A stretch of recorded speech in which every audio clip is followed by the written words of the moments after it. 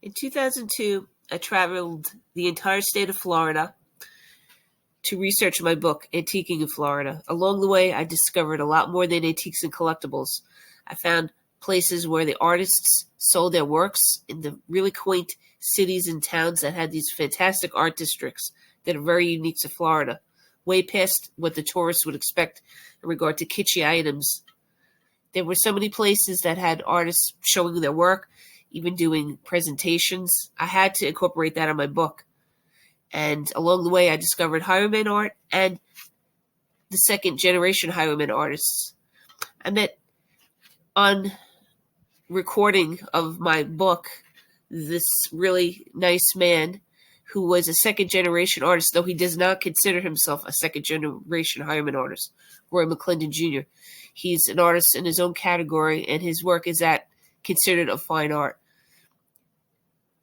Preceding is an excerpt from my book, Antiquing in Florida, based on our interview back then in 2002.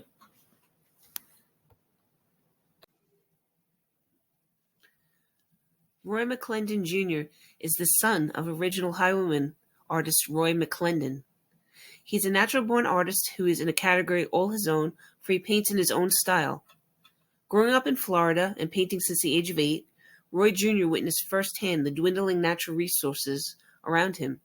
He remembered the lushness of the bush before development and high-rises. An appreciation developed for the old Florida scenery, and he started painting in oils and grew to love acrylic paint as he progressed as an artist. Some people may drive over a bridge and see an old lazy river below. Roy Jr. sees his next painting.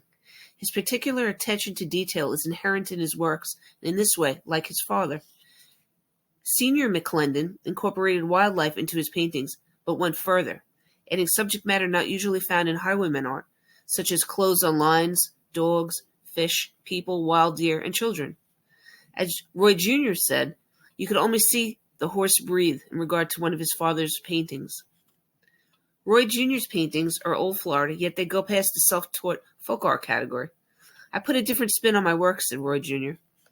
Ironically, in 1972, at the age of 17, he was selling his works alongside his father, but isn't considered a highwayman artist and doesn't consider himself a second-generation highwayman artist either, but as a second-generation artist in general.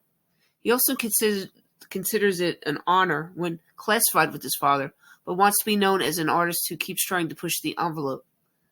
Roy branched out to fine art shows. Now his work is recognized as that of fine art.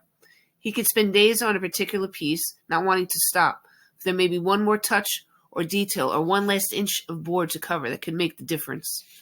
It is this attention to detail that, like its father before him, makes his art come alive.